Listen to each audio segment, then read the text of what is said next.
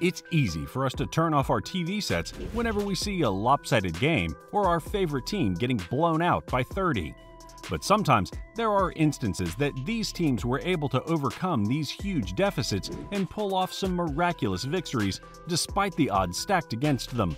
In today's video, we're going to be rewinding some of the greatest comebacks in NBA history.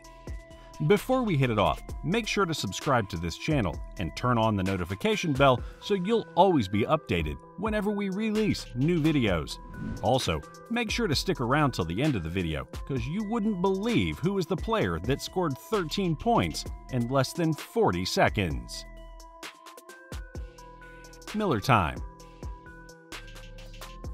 20 seconds feels like an eternity in the world of basketball, but that 20 seconds is all that Reggie Miller needed to be the Grinch who stole Game 1 in front of the New York Knicks faithful.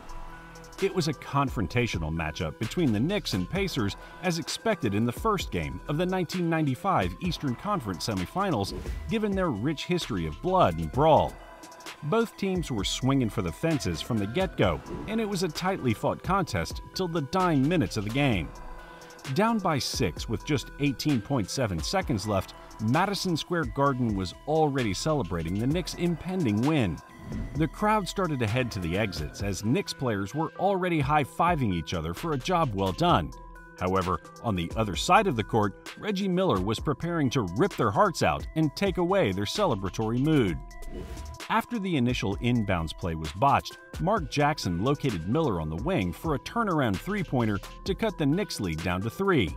Anthony Mason tried to inbound the ball quickly to Greg Anthony in the next possession, but for some weird reason, Anthony slipped and Mason still passed the ball in that direction. With the supposed recipient of the ball lying on the ground, Miller stole the ball, raced back behind the three-point line where he drilled the three-pointer moments ago, hoisted up a shot, and the result was the same. Swish! 6 points in 5 seconds. Tie ball game. The Pacers sent John Starks to the foul line as they tried to pressure him up, but in another moment of extreme misfortune, Starks bricked his 2 free throws. Ewing almost salvaged the possession with a short tip off the offensive rebound, but that one missed too, and Reggie got fouled while battling to get the rebound. Miller sank both free throws on the other end to give the Pacers a 2-point lead. In the last possession, and with no timeouts left, Greg Anthony dribbled the ball and stumbled on his own momentum as the clock expired.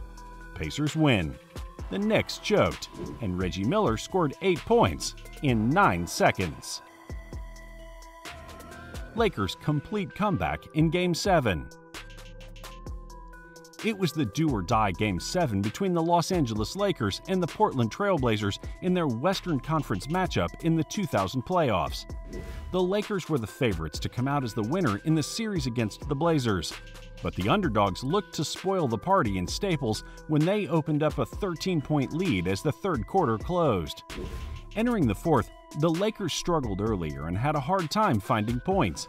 To make matters worse, the Blazers even increased their lead to 15 points, courtesy of a pair of makes by Bonzi Wells at the line. But Kobe, Brian Shaw, and Robert Horry weren't ready to give up their championship dreams just yet. Thanks to a couple of misses by the Blazers, the three would ultimately chip the lead bit by bit and cut the deficit to 2 with 2:47 left in the fourth.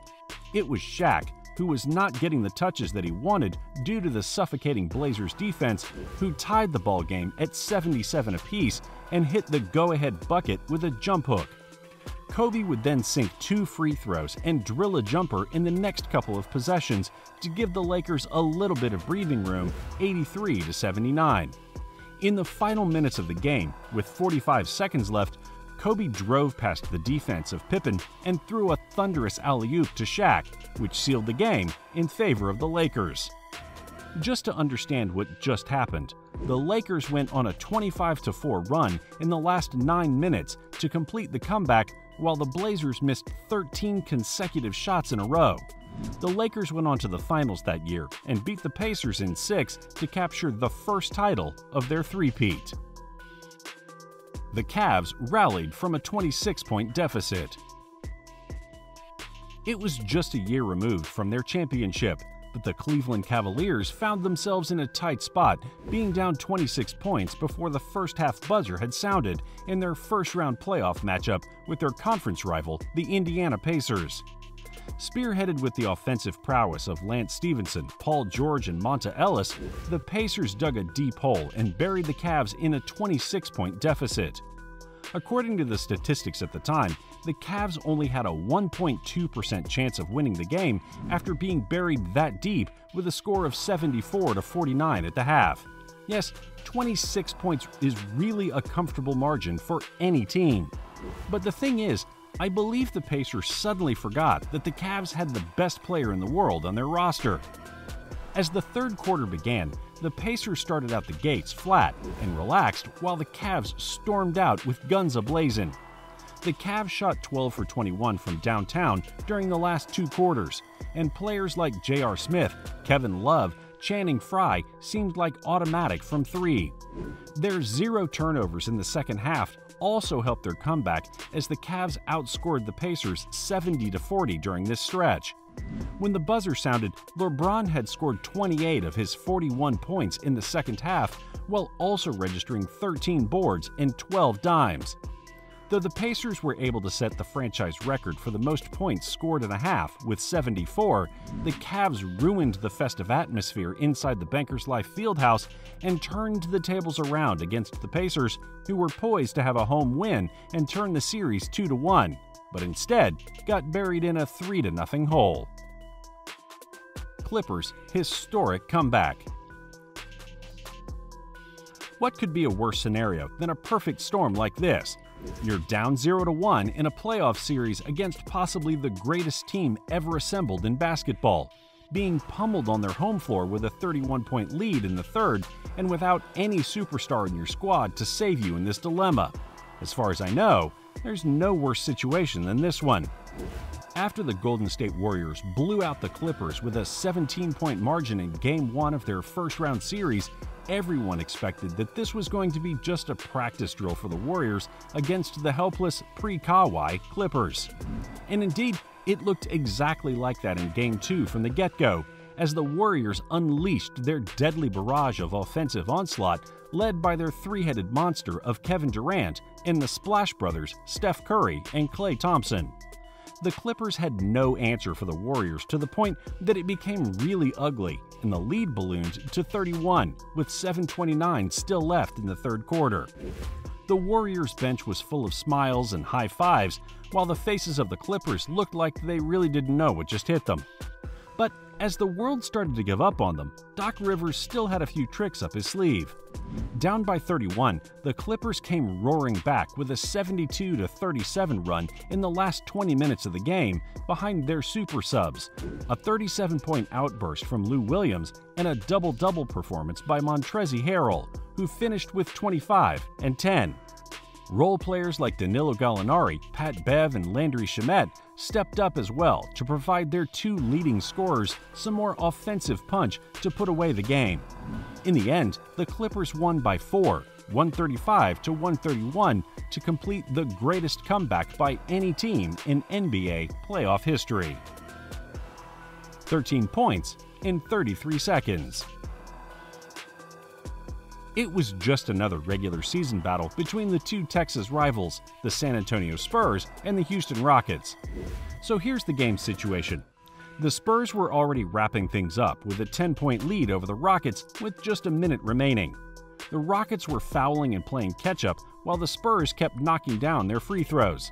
But around the 40-second mark left in the game, a series of strange supernatural sequences happened and no one saw it coming. Down 8, Rocket superstar Tracy McGrady hit a 3 at the top of the key to cut the lead to 5. Spurs' Devin Brown would make 2 free throws on the other end to get the lead back up to 7. With under 30 seconds left, T-Mac used the Yao Ming screen to get daylight. As Bruce Bowen gets tangled up with the screen, T-Mac pump-faked and baited Tim Duncan. He drew contact and miraculously hit a 4-point play to cut the lead down to 3. Duncan reverted back by making 2 free throws to push the Spurs lead back to 5. In the next possession, T-Mac would hit another 3 right in front of Bruce Bowen's grill to chop the lead down to 2, 80-78. After Brent Berry successfully inbounded the ball to Devin Brown in the next sequence, Brown would lose his footing as he tried to go baseline, which led to a turnover. With 7 seconds left in the game, T-Mac grabbed the loose ball, raced down the court, and jacked up a long three-pointer to stun the Spurs, 81-80, in a spectacular comeback win. After watching the game, I just pity the Rockets fans who left early because they missed one of the craziest comebacks in NBA history.